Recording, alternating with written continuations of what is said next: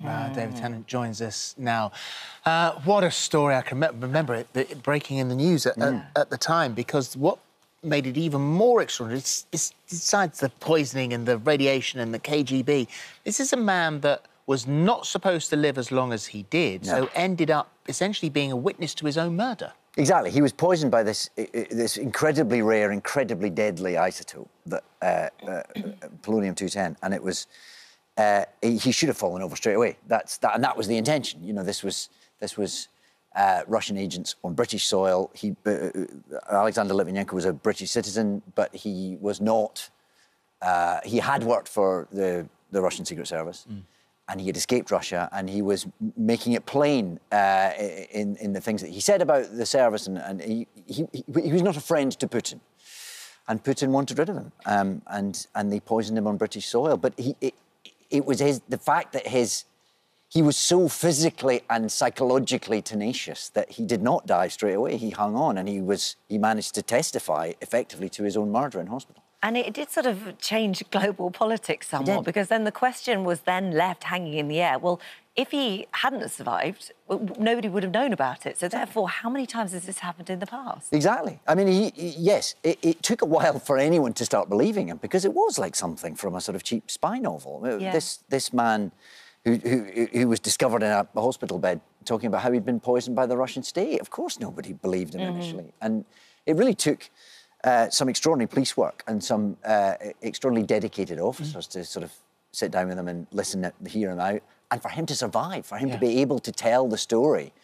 He lived days longer than most humans would be able to. And what you do, which I think is quite important, is that we pick it up just before that happens, so that you get to know the man before the iconic images that we saw. Sure. Well, yes, of course, that's what Litvinenko will forever be famous as, that image in that hospital bed that went round the world, and as you say, really changed the way we viewed Putin from then on, because you see it there. I mean, it's just such an extraordinary...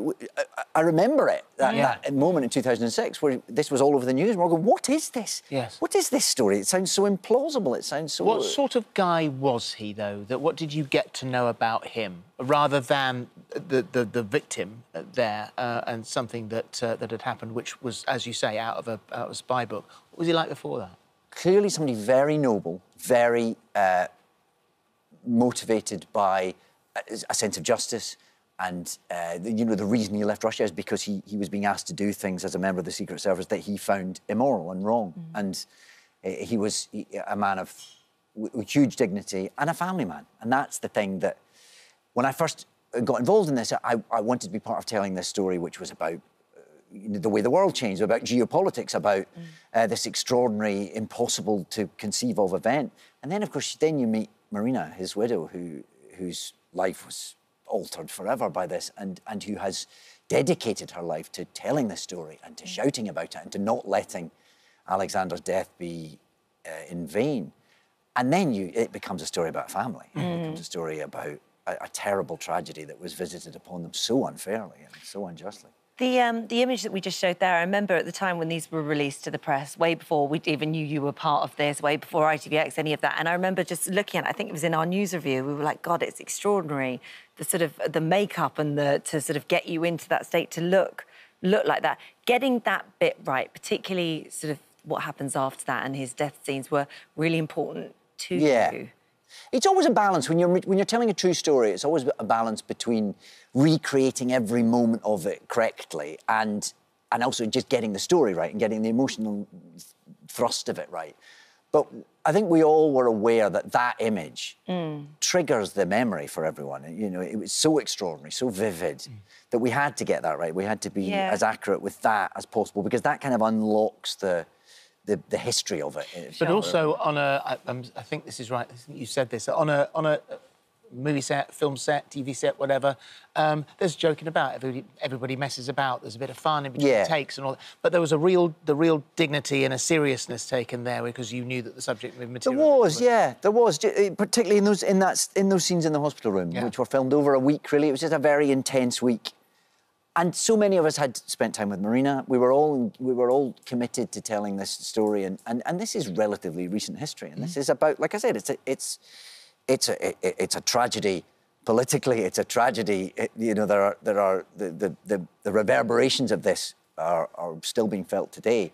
But principally, it's about, you're telling the story of someone who lost their husband and a son who lost their father. And yes, I think everyone certainly approached that with a certain respect and dignity. And it's a story that was still unfolding pretty much, because it was during filming the European Court of Human Rights ruled that Russia was responsible for the poisoning of Litvinenko, which obviously that's what they all knew.